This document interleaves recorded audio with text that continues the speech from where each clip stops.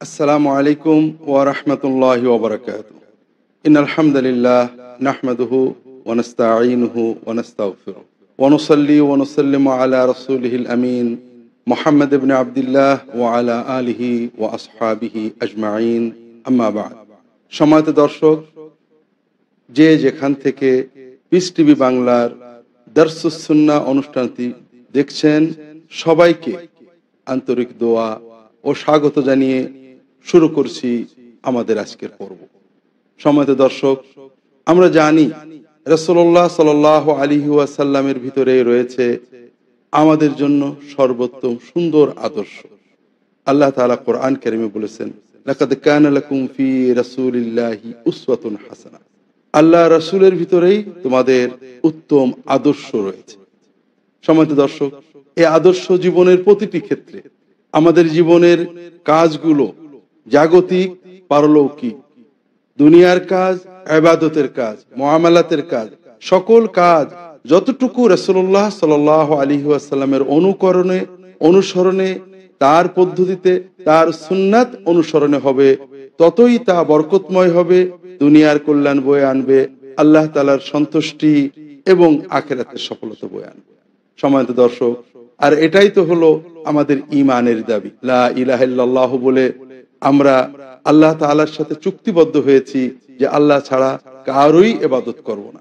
আর মুহাম্মদুর রাসূলুল্লাহ বিশ্বাসের ঘোষণা দিয়ে আমরা আল্লাহ তাআলার সাথে চুক্তিবদ্ধ হয়েছি, প্রতিজ্ঞা করেছি যে আল্লাহর ইবাদতের ক্ষেত্রে মুহাম্মদ সাল্লাল্লাহু আলাইহি ওয়াসাল্লাম ছাড়া আর কারোরই অনুকরণ করব না। সম্মানিত দর্শক, এটাই হলো সুন্নাতের মূল কথা। সুন্নাত বলতে এটাই বোঝানো হয়, আমরা সাধারণভাবে কর্মজীবনে ফরজ, ওয়াজিব, সুন্নাত, বিভিন্ন পর্যায়ের ইবাদতের কথা জানি, এটাও ইসলামী পরিভাষা। তবে হাদিসের পরিভাষায় সুন্নাত বলতে রাসূলুল্লাহ সাল্লাল্লাহু আলাইহি ওয়াসাল্লামের সামগ্রিক জীবন বোঝানো হয়েছে। তিনি যেটা করেছেন সেটা করা, যেটা করেননি সেটা না করা, যতটুকু করেছেন ততটুকু করা, তার চেয়ে বেশি না করা, সব মিলিয়ে যে কর্মটাকে যে গুরুত্ব দিয়ে করেছেন সেই গুরুত্ব দিয়ে করা, এটার নামই সুন্নাত। সম্মানিত দর্শক, আমরা দারসুস সুন্নাহ এই অনুষ্ঠানে জীবনের বিভিন্ন ক্ষেত্রে রাসূলুল্লাহ সাল্লাল্লাহু আলাইহি ওয়াসাল্লামের সুন্নাহ নির্দেশিত, তিনি নিজে কর্ম করে, কোরআন কারীমের মাধ্যমে, অথবা নিজের বক্তব্যের মাধ্যমে, অথবা নিজের কর্মের মাধ্যমে আমাদের যে আদর্শ শিখিয়েছেন, যে নিয়ম শিখিয়েছেন, এগুলো আমরা এই অনুষ্ঠানে ক্রমান্বয়ে আলোচনা করার চেষ্টা করব। আমরা আল্লাহ তাআলার কাছে দোয়া করি, রাসূলুল্লাহ সাল্লাল্লাহু আলাইহি ওয়াসাল্লামের সুন্নাতকে জানা, সুন্নাত পালন করা, সুন্নাতের আলোকে জীবন গড়ার তৌফিক আল্লাহ তাআলা আমাদেরকে দান করুন, আমিন। সম্মানিত দর্শক, আমরা আজকের পর্ব শুরু করব সুন্নাতের আলোকে সুস্থতা ও অসুস্থতা। মানুষ হিসেবে সুস্থতা এবং অসুস্থতা প্রতিটি মানুষের জীবনের সাথে ওতপ্রোতভাবে জড়িয়ে থাকে। আমরা সুস্থ হই, আবার অসুস্থও হই, আমাদের আপনজনেরা সুস্থ হয়, অসুস্থ হয়। সেক্ষেত্রে রাসূলুল্লাহ সাল্লাল্লাহু আলাইহি ওয়াসাল্লাম আমাদেরকে কি শিখিয়েছেন, তার জীবন পদ্ধতিতে কি ছিল, কোরআন কারীমের ব্যাপারে কি বলা হয়েছে, রাসূলুল্লাহ সাল্লাল্লাহু আলাইহি ওয়াসাল্লাম তার বাস্তব জীবনে এগুলো কিভাবে আচরণ করে আমাদের শিখিয়েছেন, এটা আমরা বিচার করব। সম্মানিত দর্শক, আমরা যখন রাসূলুল্লাহ সাল্লাল্লাহু আলাইহি ওয়াসাল্লামের নির্দেশনা এবং তার ব্যক্তিগত কর্মপদ্ধতি, সুন্নাত, আচরণ সব দেখি, তখন দেখতে পাই ইসলাম আমাদেরকে এমন একটা জীবন ব্যবস্থা দিয়েছে যে যদি কোনো মানুষ মোটামুটি এই ব্যবস্থা অনুসরণ করে চলে, তাহলে পারে সে একটা সুস্থ জীবন পাওয়ার আশা করতে পারে।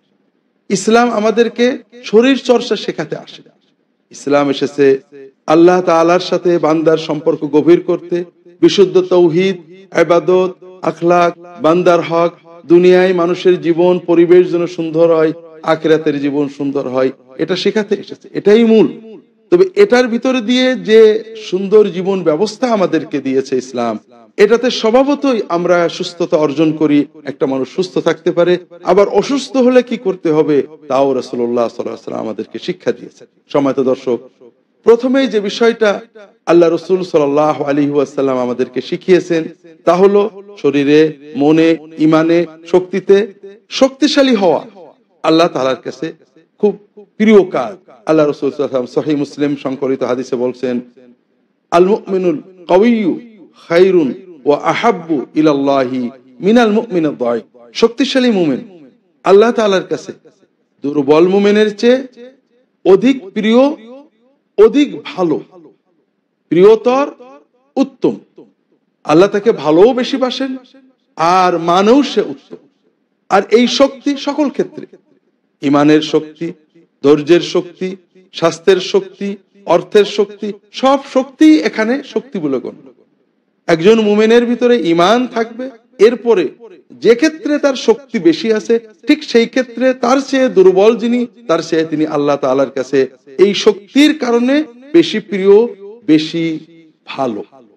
সম্মানিত দর্শক, তাহলে শক্তি, দৈহিক শক্তি, মনের শক্তি, অর্থের শক্তি, ইমানের শক্তি সবই আমাদের প্রয়োজন।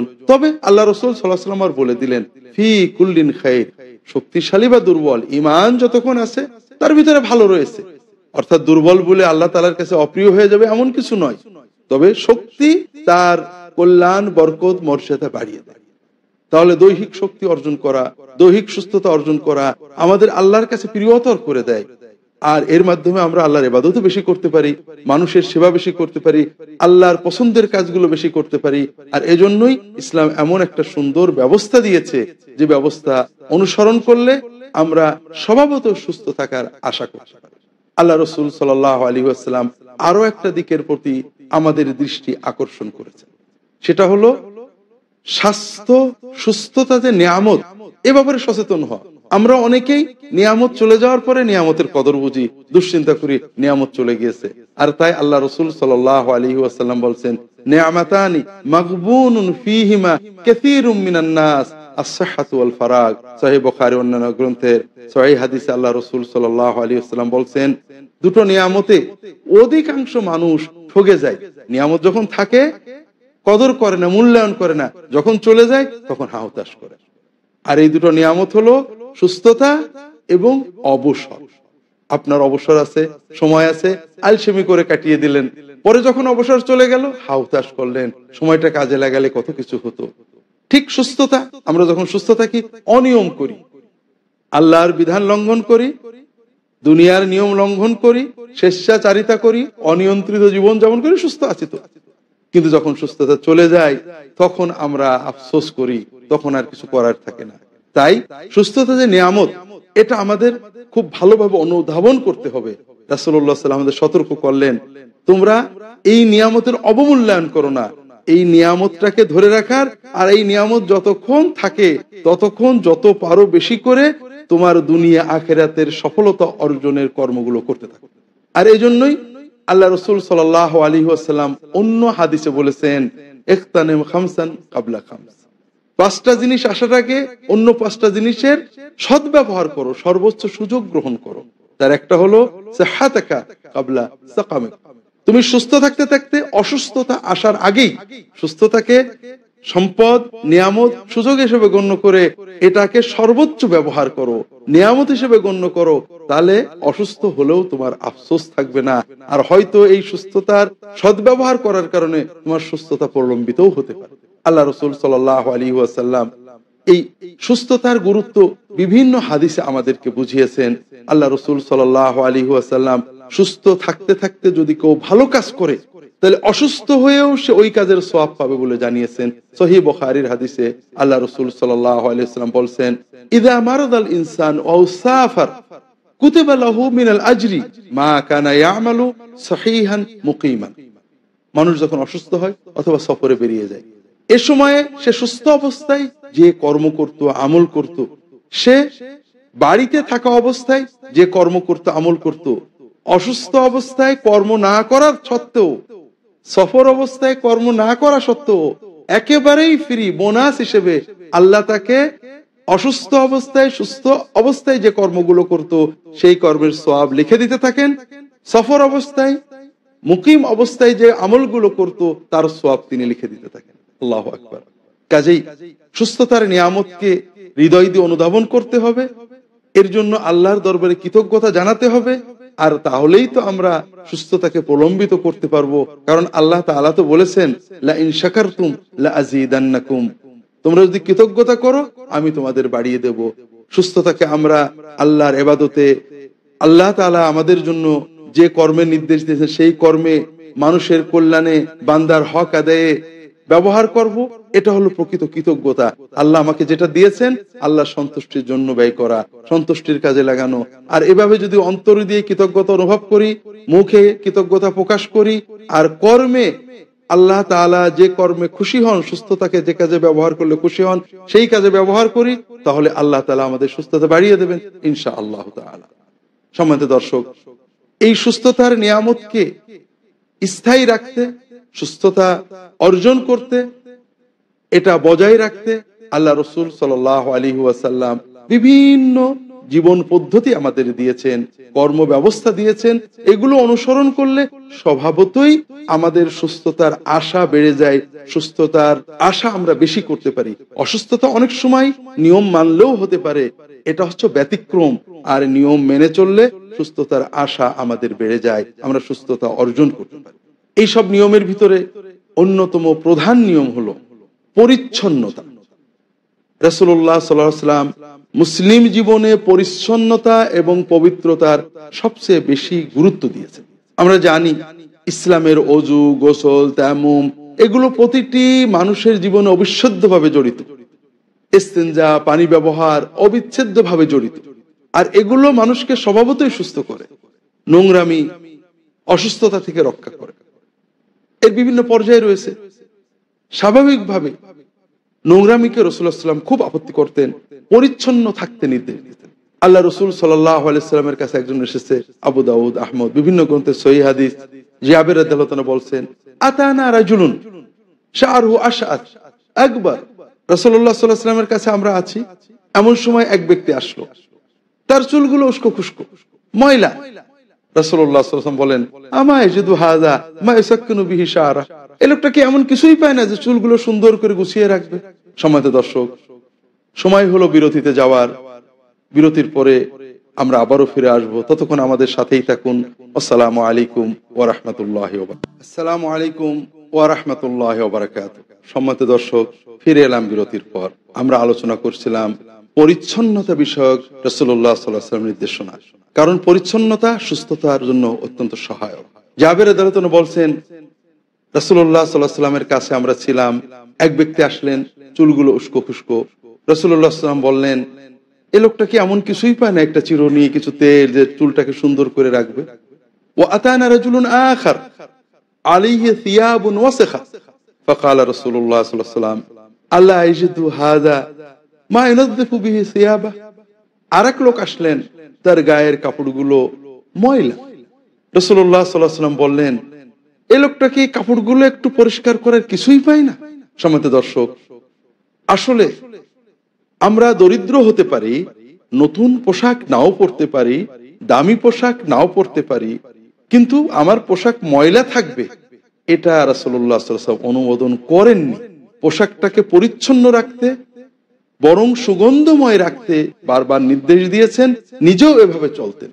কোন রকম দুর্গন্ধ তিনি পছন্দ করতেন না, এমনকি ঘামের দুর্গন্ধ, মুখের দুর্গন্ধ এগুলো পছন্দ করতেন না। আর এভাবেই তো সুস্থতা অর্জন হয়। আল্লাহ রাসূল সাল্লাল্লাহু আলাইহি ওয়াসাল্লাম সুস্থতার কদর বুঝিয়ে আমাদেরকে বলেছেন, মান আসবাহা মুআফান ফি জাসাদিহি ওয়া আমিনান ফি সিরবিহি ওয়া ইনদাহু কুতু ইয়াউমিহি ফাকাদ হাইজাত লাহু দুনিয়া কুল্লুহা আও দুনিয়া কুল্লুহা।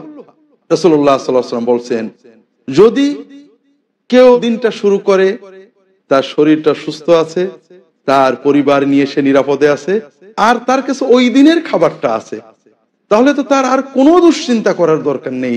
তার জন্য তো দুনিয়ার সব নিয়ামতই একত্রিত হয়ে গিয়েছে। সম্মানিত দর্শক, আল্লাহ রাসূল সাল্লাল্লাহু আলাইহি ওয়াসাল্লাম এই নির্দেশনা যদি আমরা মনে রাখি, তাহলে আমাদের মানসিক উৎকণ্ঠাও চলে যায়। আমরা মানসিক সুস্থতা অর্জনের জন্য রাসূলুল্লাহ সাল্লাল্লাহু আলাইহি ওয়াসাল্লাম কি নির্দেশনা দিয়েছেন পরে আলোচনা করব।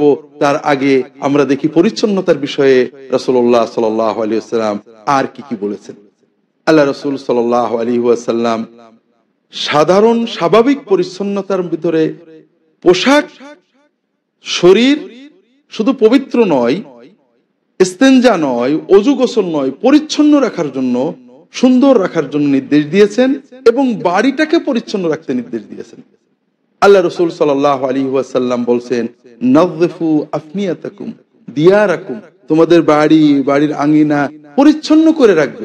লা তাশাব্বাহু বিল ইয়াহুদ, তোমরা ইহুদিদের মতো হয়ে যেও না। তাজমাউল আকবাআ ফি দুরিহা, ইহুদিরা কি করে?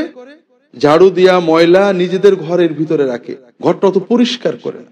সহিহ হাদিস, দিয়া মাকদিসি মুখতারা, অন্যান্য তিরমিজির সুনান গ্রন্থে, বিভিন্ন গ্রন্থে হাদিসটা সংকলিত রয়েছে। আইম্মায়ে কেরাম হাদিসটাকে সহিহ বলেছেন। আমরা কি করছি? আমরা বর্তমানে সম্পূর্ণ উল্টো হয়ে গিয়েছি। ইহুদিরা পরিচ্ছন্নতা শিখে ফেলেছেন, খ্রিস্টানরা পরিচ্ছন্নতা শিখে গিয়েছেন। অনেক ধর্মের মানুষ ধর্মীয় আচার হিসেবে সকালবেলায় বাড়িটা পরিষ্কার করেন, সুন্দর চকচকে করেন। কিন্তু আমাদের রাসূল সাল্লাল্লাহু আলাইহি ওয়াসাল্লাম বলছেন, দেহটাকে পরিচ্ছন্ন রাখো, পরিধেয় পোশাক পরিষ্কার করো, ময়লা পোশাক পরো না, সুগন্ধ ব্যবহার করো, আর বাড়িটা পরিষ্কার করো। বাড়ির ভিতর তো বটেই, বাড়ির আঙিনাটাও পরিচ্ছন্ন রাখো। অন্য ধর্মের মানুষদের মতো অপরিচ্ছন্ন হয়েও না। আর আমরা বর্তমানে ঠিক উল্টো হয়ে গেছি সম্মানিত দর্শক। অন্য ধর্মের মানুষেরা পরিচ্ছন্নতা শিখে ফেলেছে, আর আমরা বিশেষ করে বাঙালি সমাজের মুসলমানদের অনেকেরই বাড়ি ঘর, বাড়ির আঙিনা, বাড়ির ভিতরে একটু পরিষ্কার হলো, বাড়ির বাইরে জানলার নিচেই পাঁচিলের বাইরে আমরা ময়লা জমা করে রেখে দিই। আল্লাহ তাআলা আমাদেরকে রাসূলুল্লাহ সাল্লাল্লাহু আলাইহি ওয়াসাল্লামের সুন্নাতের এই নির্দেশনা সঠিকভাবে পালন করার তৌফিক দান করুন, আমিন। সম্মানিত দর্শক, এই পরিচ্ছন্নতা ইবাদত, আল্লাহর রাসূল সাল্লাল্লাহু আলাইহি ওয়াসাল্লাম নির্দেশ। আপনার রাসূল সাল্লাল্লাহু আলাইহি ওয়াসাল্লাম যেমন নির্দেশ দিয়েছেন তাসবিহ তাহলিল জিকিরের, নির্দেশ দিয়েছেন অন্যান্য কর্মের, তিনিই তো নির্দেশ দিয়েছেন শরীরটাকে পরিষ্কার পরিচ্ছন্ন রাখো, পোশাকটাকে পরিচ্ছন্ন রাখো। হতে পারো তুমি দরিদ্র, কিন্তু পরিচ্ছন্নতার জন্য তো দারিদ্র বাধা নয়। তোমার বাড়িটা হয়তো টিনের হতে পারে, মাটির হতে পারে, হতে পারে তোমার খড়ের, কিন্তু পরিচ্ছন্নতার তো কোনো বাধা নেই। পরিচ্ছন্নতা তুমি আদর্শ হতে পারো। পরিচ্ছন্নতাই তো রাসূলুল্লাহ সাল্লাল্লাহু আলাইহি ওয়াসাল্লাম জীবনের মূল আদর্শের অন্যতম ছিল। তার দেহ পরিচ্ছন্ন পবিত্র, তার বাড়িটা ছোট্ট, একেবারেই কুড়ে ঘরের মতো বাড়ি, কিন্তু পরিচ্ছন্ন পবিত্র, কোনো দুর্গন্ধ কোথাও নেই, কোনো ময়লা কোথাও নেই। সম্মানিত দর্শক, এরপরে আমাদের দেহের পবিত্রতা অন্যতম বিষয় হলো ইস্তেঞ্জা। মানুষ প্রাকৃতিক ভাবেই নিজের দেহের বর্জ্য, ভালো দিকগুলো দেহ নিজে গ্রহণ করে নিয়েছে, সবচেয়ে খারাপ দিকগুলো যেগুলো দেহের কোনো কল্যাণ নেই, যার ভিতরে প্রচুর পরিমাণে বিষাক্ত রয়ে গিয়েছে, এটাকে আমরা মলমূত্রের মাধ্যমে বের করে দিই। আল্লাহ ব্যবস্থা করেছেন, এটা প্রাকৃতিক, প্রতিটি প্রাণীই করতে হয়। কিন্তু আল্লাহ তাআলা মানুষের দেহটাকে এত সংবেদনশীল করেছেন, এই ময়লাগুলো যদি দেহে লেগে থাকে, আমাদের দেহে অসুস্থতা আসবে, বিভিন্ন রকম রোগ ব্যাধি ছড়িয়ে যাবে। তাই আল্লাহ রাসূল সাল্লাল্লাহু আলাইহি ওয়াসাল্লাম আমাদের সতর্ক করেছেন, প্রাকৃতিক প্রয়োজন মেটানোর পরে আমরা যেন পানি ব্যবহার করে ভালো করে পরিচ্ছন্ন হই, গায়ে যেন কোথাও ময়লা না লাগে, ময়লা না থাকে। সম্মানিত দর্শক, আল্লাহ রাসূল সাল্লাল্লাহু আলাইহি ওয়াসাল্লাম প্রয়োজনে পাথর ঢিলা ব্যবহার করে পরিচ্ছন্ন হওয়ার ব্যবস্থা রেখেছেন।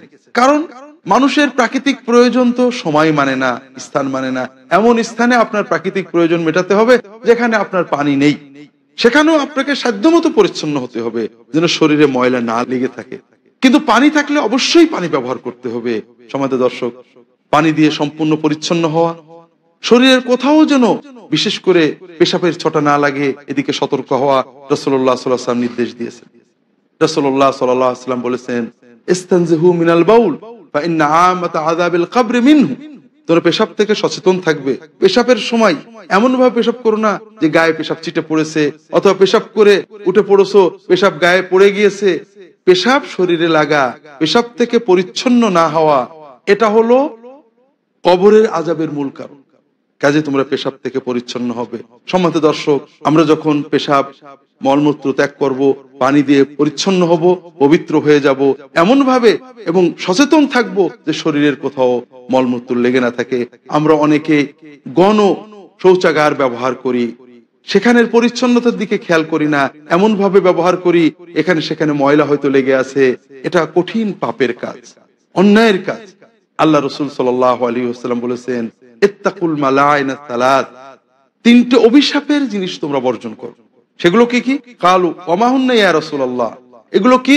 আল্লাহ রাসূল সাল্লাল্লাহু আলাইহি ওয়াসাল্লাম বললেন, এগুলো হলো আন ইয়াকুদা আহাদাকুম ফিত তারিক, তোমাদের কেউ মানুষের ব্যবহারের রাস্তাঘাট যেখান থেকে মানুষ চলাচল করে এই সকল স্থানে বসে পড়বে, অর্থাৎ প্রাকৃতিক প্রয়োজন মেটাতে বসে পড়বে। অথবা যেখানে মানুষ পানি নেই যেখানে ঘাট মানুষের যেতে হয় সেখানে প্রাকৃতিক প্রয়োজনে বসে পড়বে, অথবা বাজার যে জায়গাটা মানুষের কাজের প্রয়োজনে লাগে সেখানে প্রাকৃতিক প্রয়োজনে বসে পড়বে।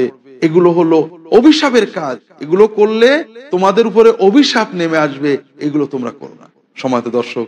আর এই ধরনের আরেকটা অভিশাপের কাজ যেটা বর্তমান সমাজে আমরা টয়লেট, জনগণের ব্যবহার, সবাই ব্যবহার করে এমন টয়লেট ব্যবহার করতে যে আমরা করি, হয়তো এমন ভাবে ব্যবহার করে চলে আসলাম যে হয়তো পেশাবের সেটা বা কিছু ময়লা লেগে থাকলো, আরেকজন মানুষ গেলে তার কাপড়ে, পায়ে, দেহে লাগতে পারে।